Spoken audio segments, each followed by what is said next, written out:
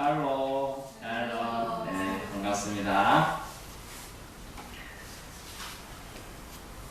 오늘 말씀의 제목은 12제자를 부르신 예수님에 대해서 보겠습니다. 12제자를 부르신 예수님. 먼저 주님은 12제자를 부르십니다. 1절 예수께서 그의 12제자를 부르사. 부르사. 영어로 보니까 간단해요. call. C-A-L-L. call이 뭐야? 전화하는 거잖아. 전화가 이렇게 띠르르 울리면 울릴 수도 있고 울리면 어떤 전화기는 전화 왔다 전화 받아라 이러는데 전화하는 거죠. 그리고 하나님 우리를 부른다. 다른 좀 어려운 말은 뭐라고 합니까? 소명이라고 그러죠. 이 땅에 보내신 주님의 뜻을 부릅니다. 오늘 본문 말씀은 짧지만 아주 거의 12제를 부르사하는데 아무 토도 없어요. 그냥. 또 2절 보면 12사도의 이름은 이러하다 쭉 나와 있어요. 근데 딱 간단하게 4절에 되어 있습니다. 가나나인 시몬 및 가룟 유다 곧 예수를 판자라. 지금 부를 때 이미 예수를 판자는 걸 알고 계시는 부분이 살짝 언급되어 있습니다. 염두에 두시고 말씀을 들으시면 될 것 같습니다. 먼저 주님은 12제자를 부르십니다. 1절에 부르신 그들에게 뭘 주십니까? 저도 이걸 사모하고 있습니다. 더러운 귀신을 쫓아내며 모든 병과 모든 약한 것을 고치는 권능을 주시니라. 권세를 주시니라. 파워를 주신다 뜻이에요. 힘을 주시느라 뜻이죠. 자, 귀신 축출. 이 정도 파워 있는 사람이 의사가 아니더라도 한의원 하나 차리면 되던 거라요. 귀신 축출. 그 다음에 모든 병, 모든 약한 것을 고치는데 그런 권능을 제자들에게 주었다라는 거죠. 여러분도 이런 권능 사모하시기 바랍니다. 잘 사용하시면 돼요. 그냥 받아갖고 딴 데 사용하기 때문에 하나님이 안 주시는 거지. 거룩한 목적을 가지고 기도하시면 다 이것도 전혀 불가능한 게 아니라는 얘기를 알 수 있어요. 왜냐하면 12제자가 특출난 사람인가요? 지극히 약하고 무식한 사람들이었어요.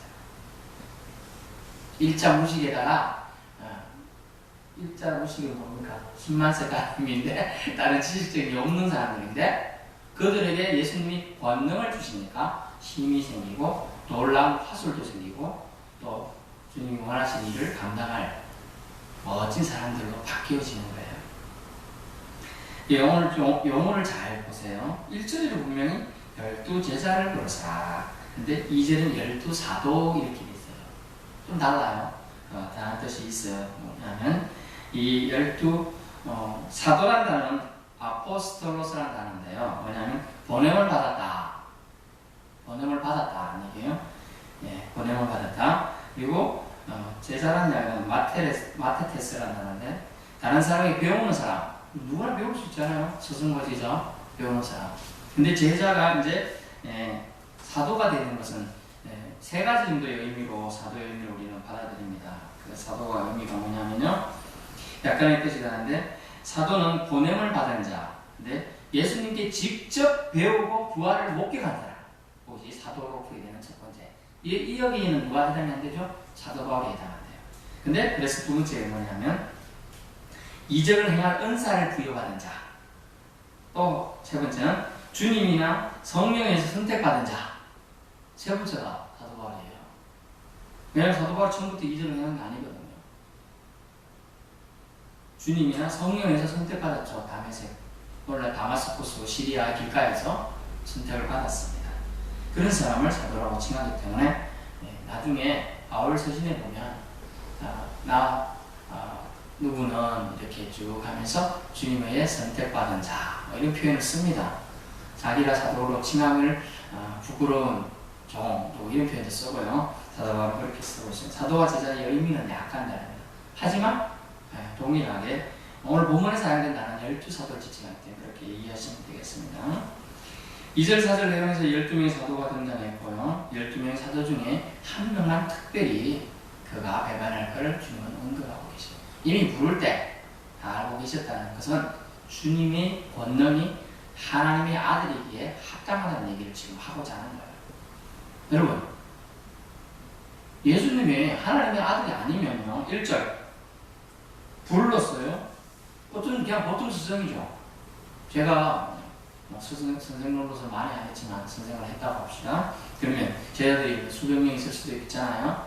그들에게 뭐 말을 한다고 해서 더러운 귀신 너는 쫓아내고 너는 병자 고치면 다 나을 수 있을 거야. 이렇게 했다고 그들이 파워가 생길까요? 안 생기죠.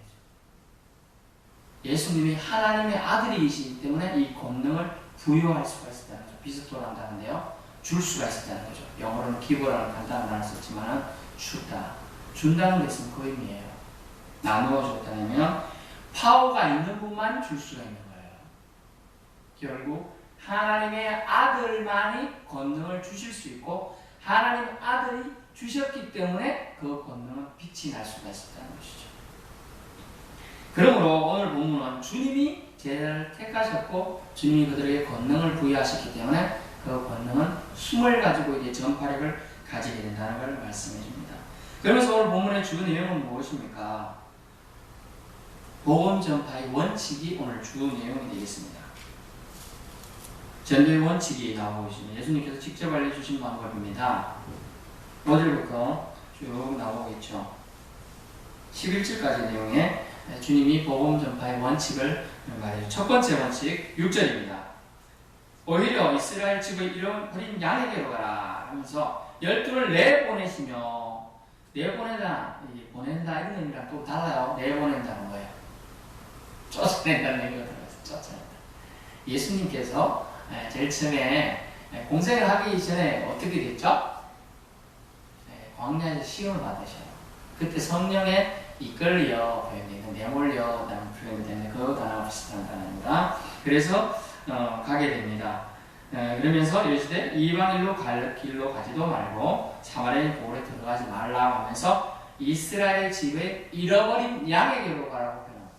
주님의 마음은 어떤가를 알 수가 있는 거죠. 주님 마음은 잃어버린 백성, 잃어버린 자녀를 찾는 갈급한 심령이 지금 들어가 있습니다. 그렇기 때문에 지금 잃어버린 양에게로만 가라고 먼저 써놓으신 거예요. 그것을 이해해야 우리가 이 말씀을 이해할 수 있습니다. 뭐냐면 잃어버린 양에게로 가라 하면은 하나님과 이스라엘 간의 관계가 뭐가 있죠? 선민이라는 거죠. 선민.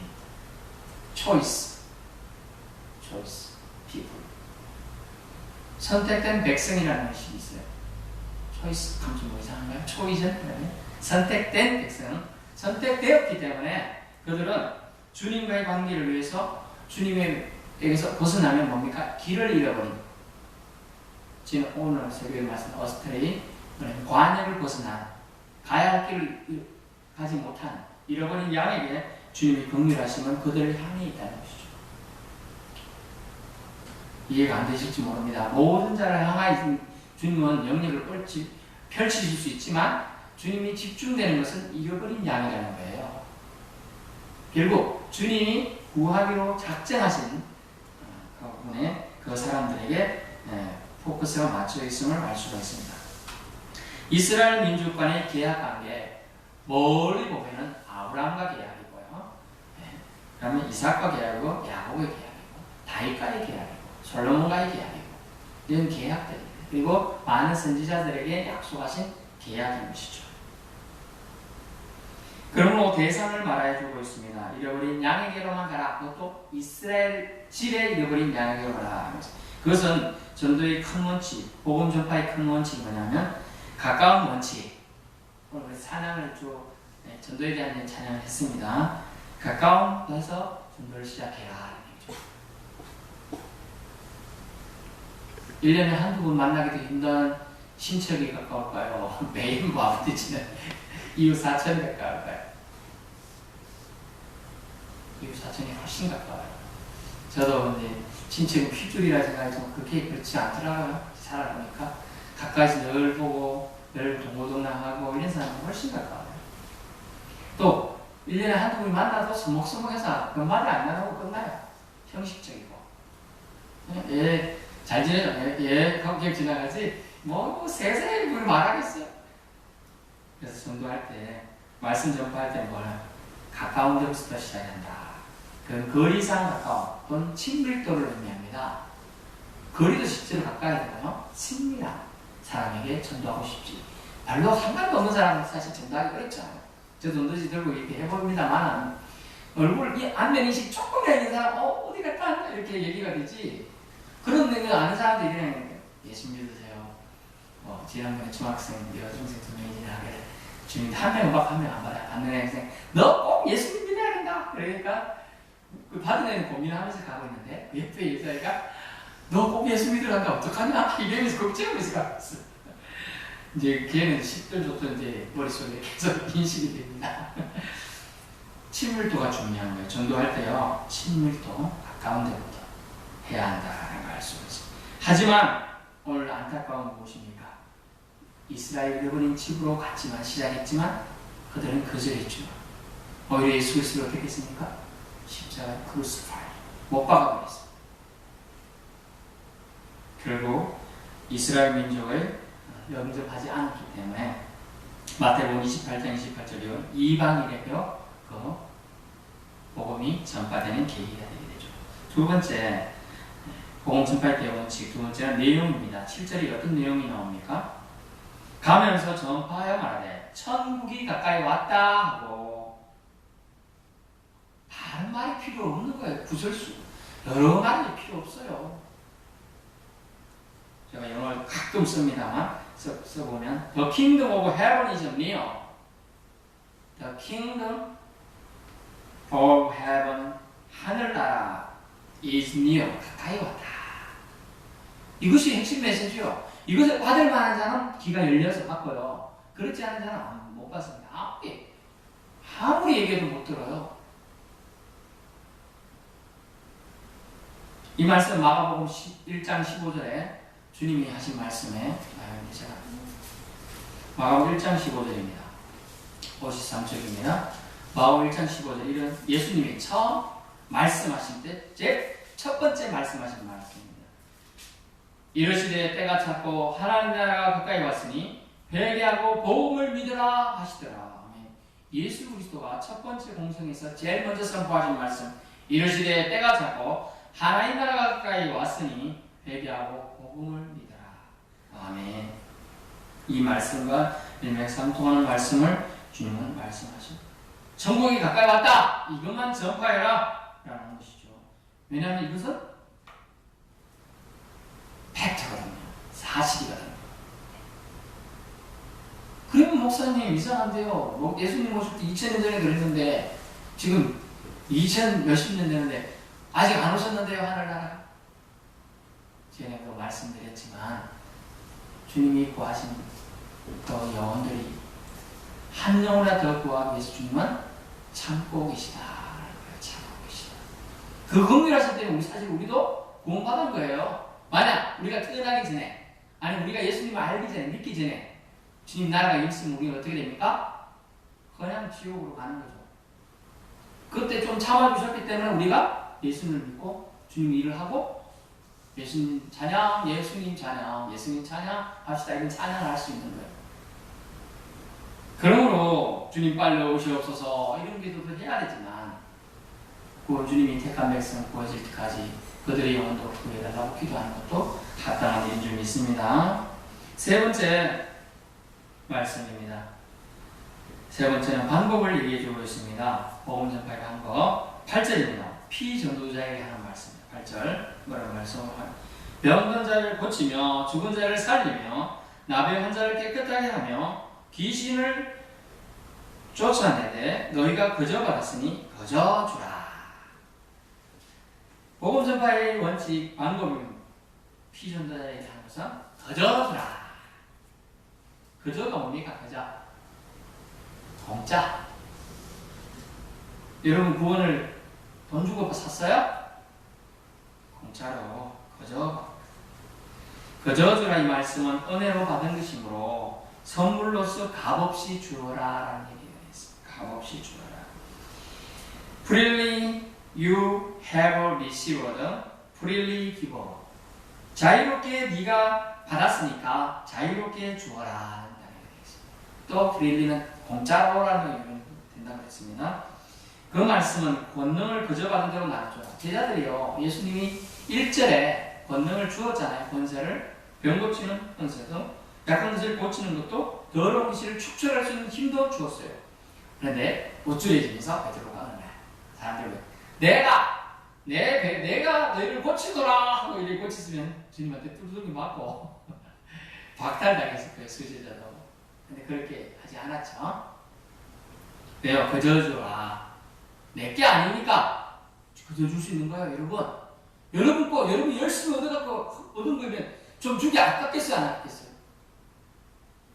제가 막노동을 많이 해보진 않았는데, 우리 큰애가 이제 태어났을 때 생계비가 없어가지고 막리를 좀 갔습니다. 자라는 태어나기 전에. 하루 일하면 6만 5천 원 줬어요, 막리이. 그때. 특별히 기술이 없으면, 기술 있으면 10만 원 정도 주고요. 그러면 웃기는데 소개로가 6만 5천원이 5천 원대예요. 무지 아깝더라고요. 무지 아까워. 그리고 6만 원 갖고 오다가 옷 반지가 있어서 저거 사주면 우리 집사람이 좋아하겠지 생각하고 왔어요. 근데 하루 페이팅에 뚝 부러져 엄청 아깝더라고요. 10,000원이나 주고 샀는데 그 당시 제가 그리고 정신 차리고 나중에 이제 직장 생활할 때 처음으로 이제 우리가 결혼할 때 제 돈으로 벌어서 산 게 아니고 부모님이 사준 거니까 참 돈 벌어서 지금 다락장갑 끼고 있는 그거 하나 사주고 왔는데 네. 그때까지 저는 그런 의식도 없었죠. 뭐 선물이나 이런 거 없고. 근데 그때 힘들게 벌었는데 그거 이뻐 보이니까 하나 샀는데요. 10,000원을 도둑 맞은 것 같아요. 그 값어치를 뚝 끊어져 버리니까. 거저 준다는 거 힘들어요. 열심히 하루 종일 땡볕에서 일해가지고 번 돈인데 그걸로 뭔가 샀는데 그걸 거저 준다는 게 쉽지 않거든요. 근데 지금 그 제자들은 하나님한테 하나님 아들 예수님한테 아무 공로도 없이 그냥 받아놓고 거들은 피운다든가 이러면 되겠습니까? 안 되지. 그래서 복음 전파하는 자에 뭘 말해주고 있습니까? 겸손함을 말해요. 자기도 거저 받았으니까 저주해야 되는 거예요. 전달의 통로가 되어야 되는 거지 자기가 완전 그것처럼 이렇게 행동해서는 안 된다라고 말하지. 거저 주실 수 있기 바랍니다. 복음 전파 거저 하시는 거예요. 거저. 9절에 10절에 또 세부 지침이 나옵니다. 어떻게 복음 전파하라. 최대한 전도에 특화되라 라고 얘기하고 있어요. 9절 10절에. 특별히 무장해라. 특별히 어떤 무장해라? 가볍게 전도해라. 군사처럼 전도해라. 올림픽 대회 나가는 경주자처럼 대표 선수처럼 전도해라. 왜? 거추장스러운 것을 버려버리고 해라. 그런 얘기입니다. 9절 10절 이런 말씀 나오는데 너희 전대에 금이나 은이나 동을 가지지 말고 예언을 하여 배낭이나 도옷이나 신이나 책망이나 가지지 말라. 이는 일꾼이 자기의 먹을 것 받는 것이 마땅함이니라. 아멘. 이 말씀은 결국 주님의 일에 집중하라는 얘기가 되겠습니다. 결국 주님의 일에 집중하도록 주님이 나머지는 어떻게 하겠다? 챙겨주시겠다. 여호와 일에 하나님을 만나게 될 것이다. 주님이 일에 집중하면 여호와 일에 하나님을 만나게 된다. 여호와가 책임져 주실 것이다 라고 얘기하고 있는 거예요. 믿으시면 여러분 다 주님 준비하시는 걸 만나게 되실 줄 믿습니다. 필수 품목이라 생각하는 것도 오늘날 보면 그러나 주님 보시기에는 그때 당시 전도의 급박성 아주 긴급성을 요구할 때 아주 필요했습니다. 그래서 그런 것은 다 주님이 준비해 주실 테니까 믿음으로 그냥 믿고 나아가라 얘기하는 거죠. 심지어 어떻게 했습니까? 너희 입에 전할 말까지 내가 넣어주겠다라고 나중에 말씀이 전파되고 있습니다. 하나님이 채워주시라는 말씀이요. 마태복음 6장 33절 한번 찾아보세요. 마태복음 6장 33절입니다. 신약 8조 마태복음 6장 33절에 이런 말씀입니다. 그런즉 너희는 먼저 그의 나라와 그의 일을 구하라. 그리하면 이 모든 것을 너에게 더하시리라. 아멘. 그의 나라와 그의 일을 구하는 복음 전파를 제일 먼저 하면 그리하면 이 모든 것을 너에게 더해서 다 하나님 알아서 해주시겠다라는 거예요. 결국은 이 말씀은 하나님이 일하심과 능력을 의지하고 나가라는 거죠. 우리가 믿지 못하기 때문에 하나님을 의지하지 못하는 거예요. 사실은 믿으면 당연히 하나님을 의지하겠죠. 전도에만 집중하겠죠. 복음 전파에만 집중하겠죠. 제자들아 너희는 다른 걱정하지 말고 내가 명령했으니 너희는 믿고 나아가라. 집중하라 이렇게 말씀하고 있습니다. 스가랴 4장 6절을 볼까요? 구약 거의 끝부분에 있습니다. 스가랴 4장 6절입니다. 스가랴 4장 6절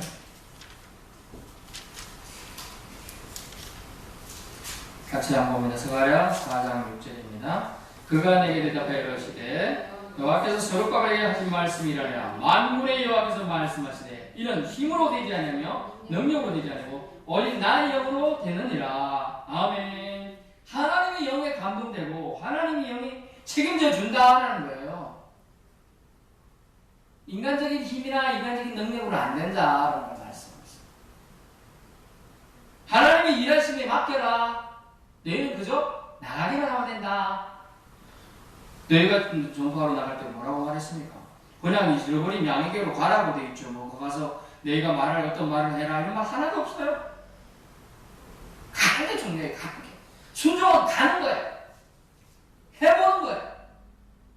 그냥 도전해보는 거예요. 그래서 주님께서 원하는 열매를 이루어 가는 것은 우리가 하나님을 사랑한다는 증거이기도 하겠습니다. 넷째, 말씀 전파의 대원칙. 네 번째는 11절이 되겠습니다. 이런 말씀. 이 어떤 성이나 마을에 들어가든지 어떤 성이라 하니까 뭐 캐슬 정도 되는데 캐슬이 아니더라고요. 영어로 보니까 좀 작은 의미로 사는데요. 타운, 빌리지 이렇게 나와요. 그냥 작은 동네 정도 개념으로 나옵니다. 타운 빌리지, 성이나 마을에 들어가든지 그 중에 합당한 자를 찾으며 너희가 떠나기까지 거기서 머물라라고 되어 있습니다. 이 말씀이 뭘까요? 왜 이 부분이 좀 남듯이 들어가 있는 느낌이 들지만 잘 보시면 합당한 자와 함께 머물라라는 말이에요. 합당한 자. 그러면 합당한 자는 누구예요? 사도행전에 나오는 고넬료 같은 사람이죠. 잘 대접할 줄 알고 사람. 또 합당한 자는 바르게 말하는 자라고 합니다. 선견자 같은 사람. 사람들은 다 막 아첨하고 이럴 때 어떤 사람은 솔직하게 말하잖아요. 이런 사람들이 바르게 말하는 이런 사람들이 합당한 자예요. 성경에 말하는 또 선언해가지고 예수님을 모르고 있고 몰라요. 그런데 가서 소문을 들어보니까 이 동네에서 좀 인격이 있고 좀 그런 분 누구냐 그래 소문이 들리잖아요. 가면 이 동네 가면 어떤 사람은 소문을 대접을 잘한다더라. 또 어떤 사람 그 사람은 불쌍히 여기는 마음이 있다더라. 그러면 어때요? 마음이? 저런 사람이 예수님 믿으면 좋겠네. 그런 마음이 들죠. 그런 사람이 합당한 자라는 거죠. 아직 예수님을 모르고 있지만 주님을 영접하기에 합당한 영혼이 될 가능성이 많기 때문에. 그러므로 어떻게 하라고요? 집에 들어갈 때 평안을 빌라. 전도의 최고 중요한 원칙, 평안을 빌라. 저도 이 말씀 주면 좀 뜨끔했어요. 저도 경상도 사내이고 그러다 보면 또 남자잖아요. 또 쑥스러움을 제가 은근히 좀 타요.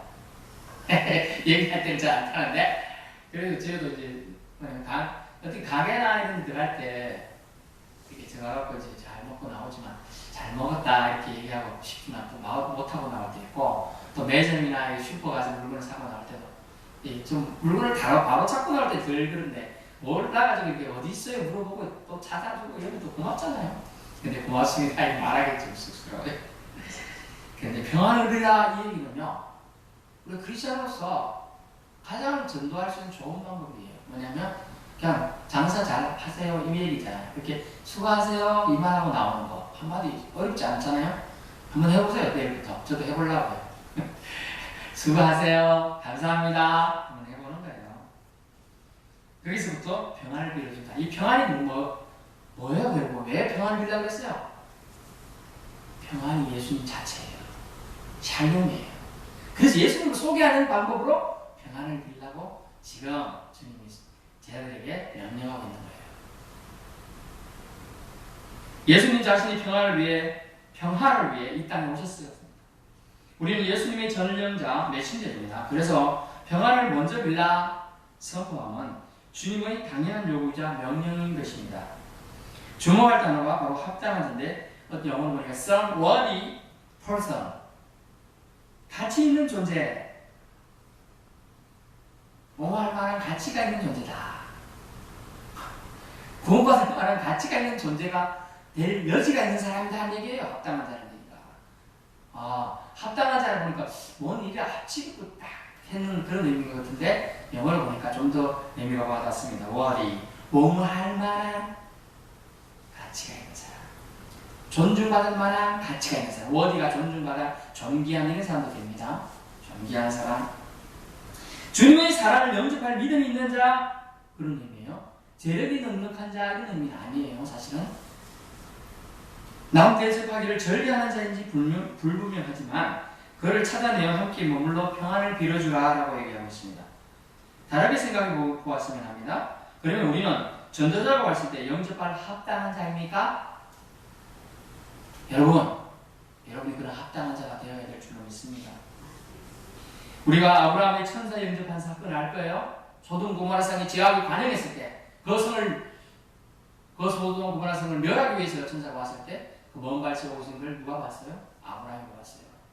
그리고 겁고 사양하는데도 간끈해가지고 뒤를 앉혀놓고 빨리 살지 소환이 잡고 막 이렇게 해서 맛있는 거 대접하잖아요. 천사를 부지중에 대접하고 또 로소예요.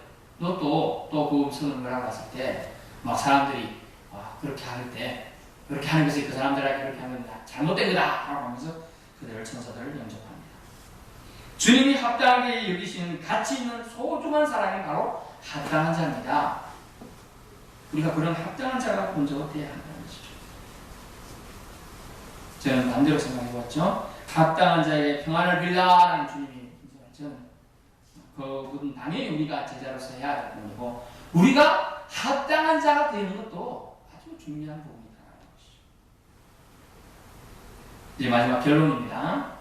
예수님은 권능을 주실 수 있는 유일하신 분이라는 것을 우리가 오늘 알고만 가도 10장 전체에서 주님이 주신 메시지를 이해하는 겁니다. 주님만이 권능을 주셨어요. 주님만이 권능을 주실 수 있는 거예요. 주님이 주셨기 때문에 그 권능은 힘이 있다는 걸 믿으실 수 있기 바랍니다. 예수님이 제자들에게 권능을 주셨습니다. 제자는 그냥 사용하면 되었습니다. 거저 받은 자, 거저 주는 원칙을 오늘 말씀해 주었습니다. 특권의식이나 우월의식으로 전도하셔서는 안 돼요. 말씀 전해서는 안 되는 것이죠. 속으로는 아이고 내가 말한 걸 예수 믿었는데 안 믿으면 꼬방시다 가다가 넘어져라 이런 거 마음속으로 그런 것도 잘못됐지만 그래서도 안 되지만